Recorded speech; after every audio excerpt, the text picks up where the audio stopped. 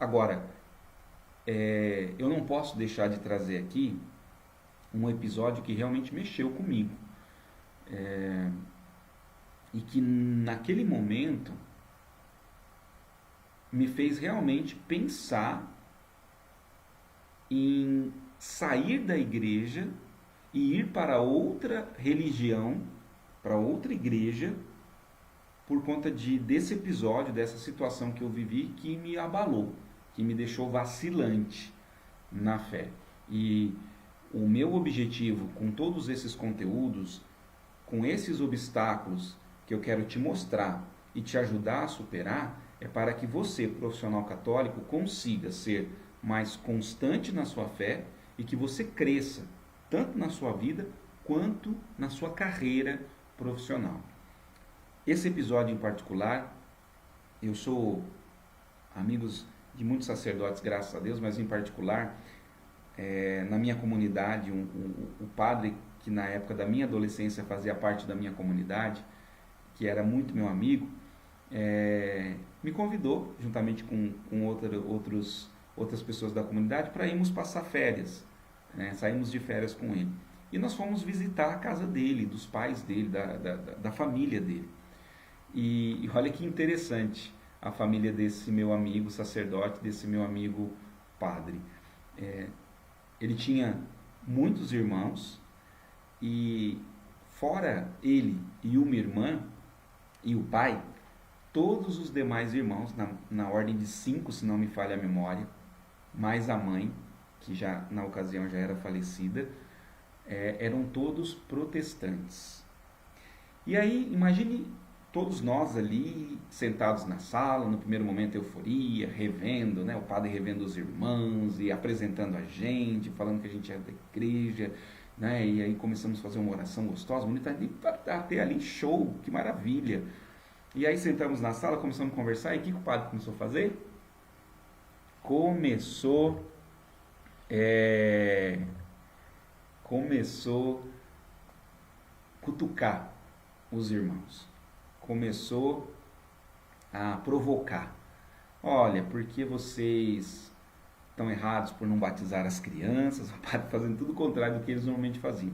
Porque vocês não acreditam no purgatório, vocês precisam rever isso. E começou a cutucar, eu ali olhando e ao mesmo tempo falando assim, padre, isso aí, vamos evangelizar. Eu pensava, adolescente, jovenzinho. Eu sei que num dado momento o padre saiu e me deixou sozinho na sala com todos eles. Ah, gente, pra quê? Aí começou. Tudo aquilo que o padre levantou, eles começaram a falar.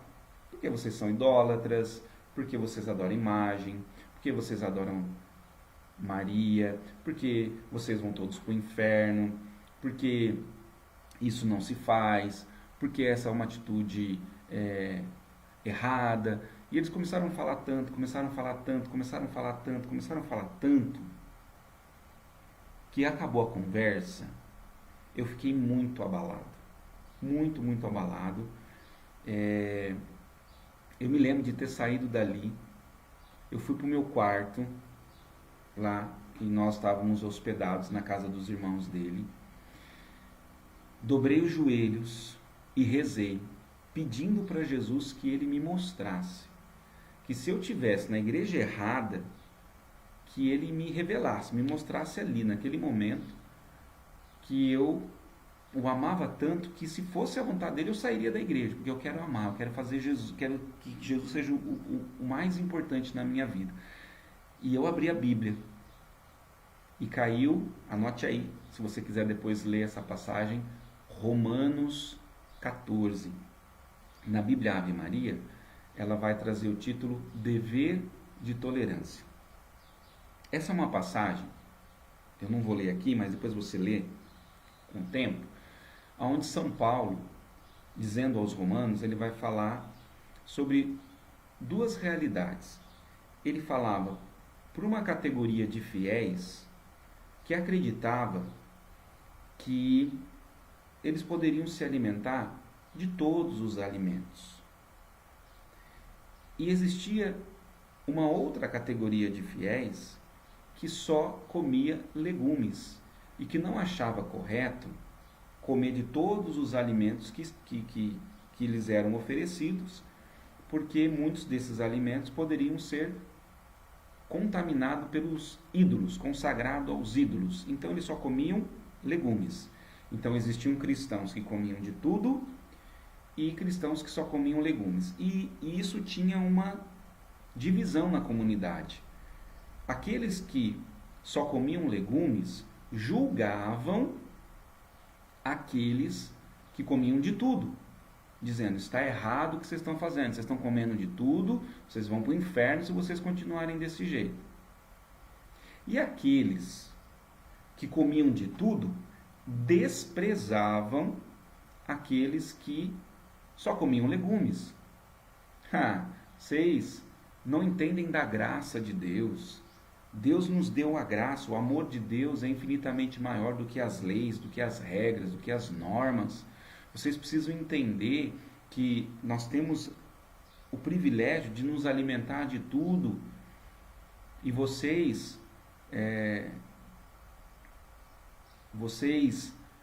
perdem a oportunidade de viver em plenitude a fé porque vocês ficam recortando, limitando a fé de vocês. Era mais ou menos nesta linha que o texto segue, e São Paulo vai falando para essas duas categorias de cristãos. Ele vai orientando que aquele que come de tudo não despreze aquele que só come legumes, e aquele que só come legumes não julgue aquele que come de tudo, porque quem come de tudo para a glória de Deus. Faz isso dando graças a Deus. E aquele que só come legumes faz isso para a glória de Deus, dando graças a Deus. E aí São Paulo conclui: quer comais, quer bebais, quer façais qualquer outra coisa, façais tudo para a maior glória de Deus. E, gente, naquele momento Deus me deu um discernimento, uma interpretação desse texto, que daquele momento nunca mais eu duvidei de estar na igreja verdadeira, com todo respeito às demais crenças, mas eu não posso deixar de reconhecer essa verdade que está escancarada e que me foi revelada de uma maneira muito linda naquele momento, que eu estava muito angustiado e que fatalmente, se eu não tivesse uma resposta de Deus naquele momento, eu sairia da igreja. E esse texto, qual é a interpretação que Jesus trouxe à luz do Espírito Santo naquele momento? Existe uma categoria de cristãos que comem de tudo, os católicos. Nós temos a Bíblia com todos os livros que compõem a Sagrada Escritura, nós temos todos os sacramentos, nós temos a igreja, fazemos parte da igreja que Jesus fundou, temos o Papa, temos os apóstolos, os bispos que são sucessores dos apóstolos, temos a Santíssima Virgem Maria, Mãe de Jesus, forma de Deus, na qual nós temos o privilégio de entender que quando nos derramamos nela, nos tornamos cada vez mais imagem e semelhança de Jesus, entendemos que ele optou por conviver com ela 30 anos da sua vida aqui na Terra, e só a partir do 31º ano ele saiu para evangelizar e ficou 3 anos cumprindo a sua missão, mas toda a vida oculta de Jesus foi junto com Nossa Senhora. Então, existe um mistério muito grande. Enfim, existem aqueles que comem de tudo e existem aqueles que comem só legumes. Falando de cristãos, os nossos irmãos evangélicos só comem legumes. Por que eles só comem legumes? Porque eles mesmos dizem que é só a Bíblia, nada mais que a Bíblia, e só a palavra. E tudo que existe ou acontece, tudo que deve ser feito, tem que estar fundamentado na Bíblia. Se não estiver na Bíblia, não é verdade, não é correto, não existe. Para nós católicos que comemos de tudo, acreditamos na Bíblia, no sagrado magistério da igreja e na sagrada tradição, esse tripé que compõe esta palavra, esta revelação de Jesus para nós. Estabeleci aqui com vocês as duas interpretações, e olha que interessante os termos. A Bíblia, lá em Romanos 14, vai dizer que aqueles que só comem legumes julgam os que comem de tudo. É aqueles que comem de tudo, os católicos, desprezam aqueles que só comem legumes. Gente, esse é um embate que, infelizmente, ainda perdura entre católicos e protestantes. Em alguns países do mundo, isso chega até sair do conflito e ir para o confronto, para a briga, para a violência. Existe. E naquele momento, o Senhor me trouxe essa clareza. Nós, católicos, não podemos, e é o que a gente faz muitas vezes, desprezar. Porque vocês não têm Nossa Senhora, porque vocês não batizam as crianças, porque vocês não têm a intercessão dos santos, porque vocês não têm os sacramentos, porque vocês não têm tudo. Desprezar. E ao mesmo tempo, os nossos irmãos evangélicos não devem julgar você, e é um julgamento, você vai para o inferno porque você adora imagens. É um julgamento. Olha que clareza, que coisa linda que Deus me trouxe. E eu estou compartilhando com você. E a partir daquele momento eu entendi que nós precisávamos conviver a partir daquilo que nos une. Tempos depois disso, isso eu estou falando de mais ou menos 95, 94. Depois disso, a igreja começou todo um movimento de diálogo com as igrejas cristãs, o que se denominou ecumenismo. Depois um diálogo com as outras denominações religiosas, que se denominou diálogo interreligioso, com o Papa João Paulo II puxando essa fila, para que, de fato, a Igreja Católica, como mestra e como mãe, dê o primeiro passo e se apresente como apenas um rebanho e um só pastor.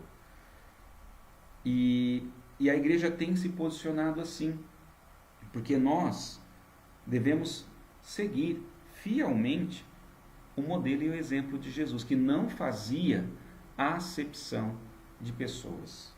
Para Jesus não tinha essa distinção. A missão de Jesus era salvar. A missão da igreja é anunciar essa salvação a todos os povos.